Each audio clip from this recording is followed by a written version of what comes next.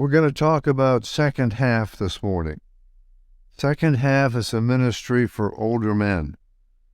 As executive director of Second Half, I see as my responsibility a current awareness as to how we are ministering to the men in Second Half. Are we promoting an active relationship with Jesus Christ? And do we encourage each other to follow that plan God has for each of us for the rest of our lives? Do we encourage a deeper relationship with each other through Christian fellowship? Do we provide an opportunity to pray for each other's needs both at meetings and outside of the meetings? I think that we do a lot of that. Could we do more? Probably. A group that does not grow stagnates. What areas are we missing? As I stated, Second Half is a ministry for older men. We are near to the end of our life as we have known it and getting ready to go and live with Jesus. And as a Christian, this has to be the best news possible. So the question is, then, are we ready to go and be with Jesus? Are we prepared? That question has promoted us to develop the end-of-life ministry. We have divided this ministry into two sections. 1, legal and financial planning. 2, spiritual and emotional support. This ministry has been developed by men from each of our 4 Second Half chapters. I'm now going to ask a couple of these men, Art Maddox and Rob Green, from these two teams to give a brief, objective overview of this ministry. And Art is going to start first with legal and financial. Thanks, Gordon. As Gordon mentioned, we have two teams, the legal and financial team, which I'm leading, and the spiritual and emotional team, which Rob Green is leading. All of us are excited about getting this end-of-life ministry launched at this presentation today, and we're looking forward to sharing with you some of the things that we have available to help with this planning process. The legal and financial team has developed and accumulated a great deal of resources to offer Second Half members to see if their end-of-life plans are adequate and complete, or want to improve the plans that they have, or if they haven't begun at all, to get started with the legal and financial planning that is appropriate. But first, before I go forward, I wanted to mention that we are volunteers on the legal and financial team. We are not attorneys or financial advisors.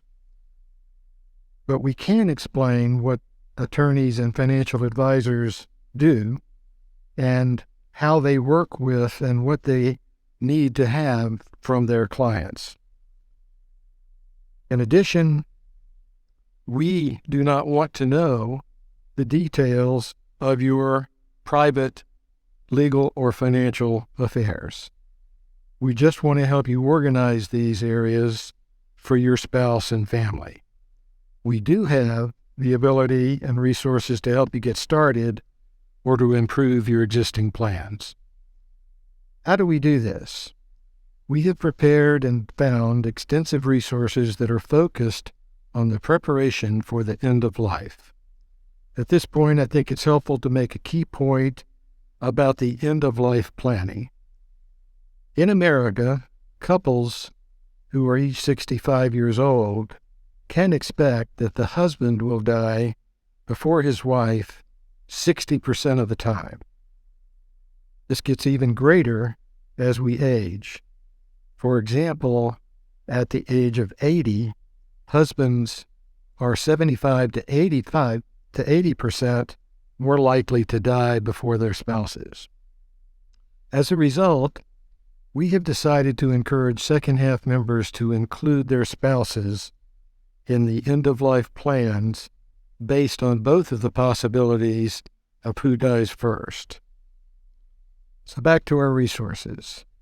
Probably the best resource we have will be the meetings that we offer to second half members and their spouses. We will offer private meetings with second half members and spouse at a time and place convenient for them. At these meetings, we will ask what the status is of their planning and what their goals are for future planning.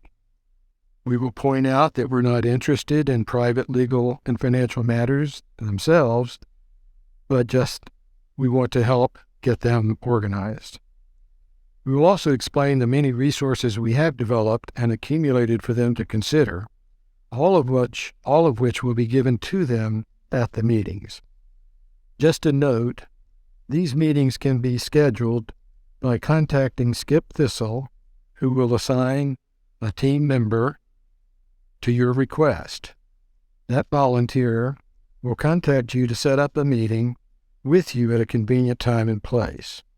Contact info for Skip will be available on the flyers that we are going to be passing out after this presentation. Probably the next best resource is our second half end-of-life ministry planning workbook. This is a workbook with 28 pages with very comprehensive opportunity to document and keep in a file much of your information needed for both legal and financial matters. It includes things like notification, who should be notified when something happens, business and professional background information, location of important documents.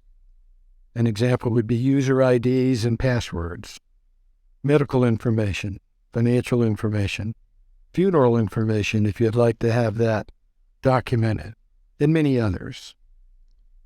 We also have lists of estate planning attorneys and financial advisors. Each of these has been recommended by another second half member because they've had a good experience with that advisor or that attorney.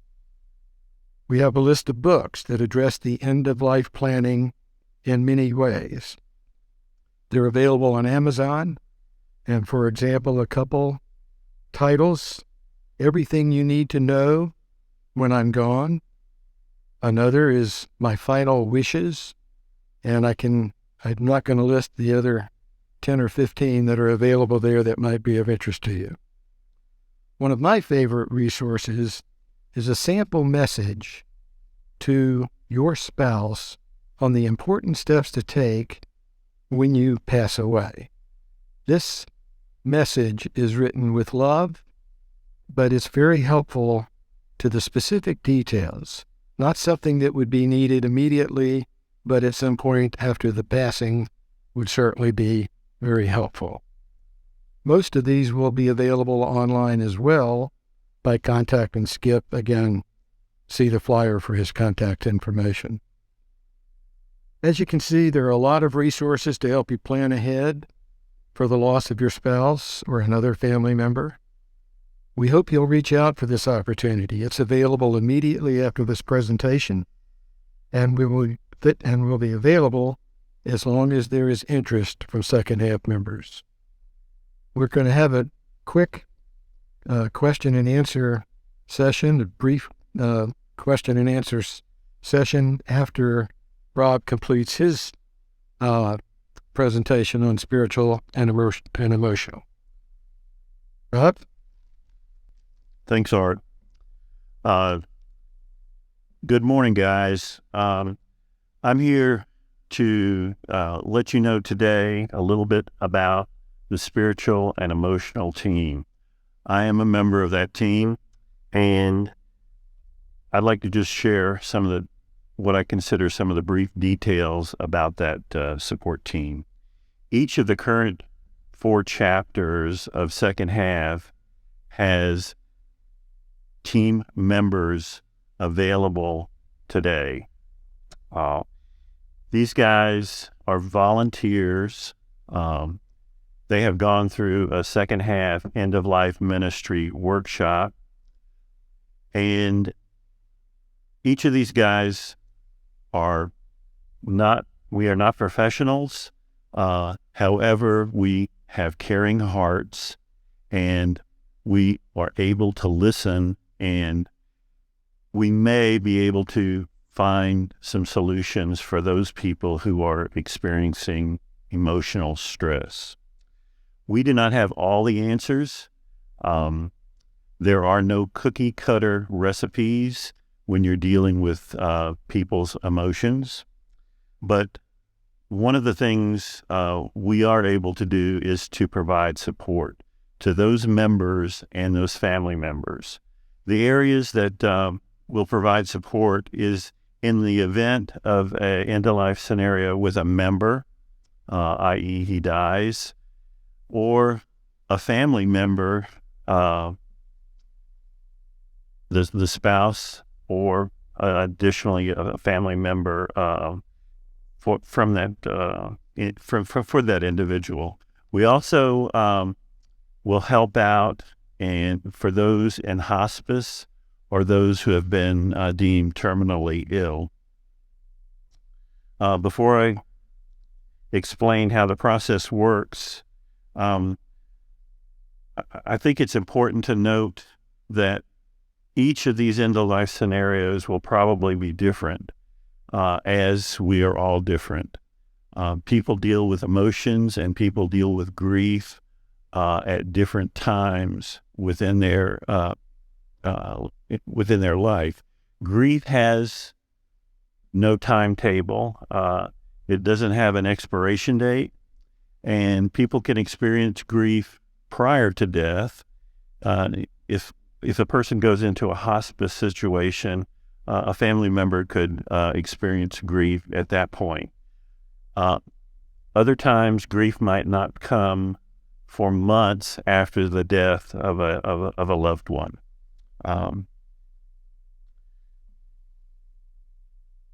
How does the process work? Well, the process starts with you. If you encounter in your small group or in your chapter an individual who is facing an end-of-life scenario, you need to contact your chapter leader. He can then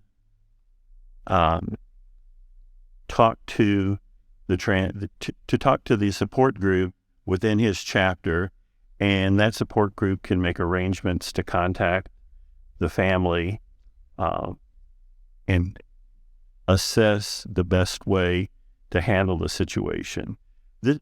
This support is not mandatory. It's totally optional, and we don't want to impose on a family who may be experiencing some emotional stress. So we have to be very sensitive, and we have to listen to their needs. And if they are ready to accept the support, we're willing to give it. Some of the types of support that we can give, obviously prayer, which is probably of most of importance. Also scriptures, scripture passages which deal with end-of-life matters. There are group grief sessions, and there are grief counselors. Probably listening and discerning what the needs of a family are which is one of the things that we would try to do our best at, will be the best support. And just being available to the family, either through phone calls or personal visits, whatever. And that's something that, there's just no cookie cutter recipe that says this is what you do. So you just stay flexible and listen.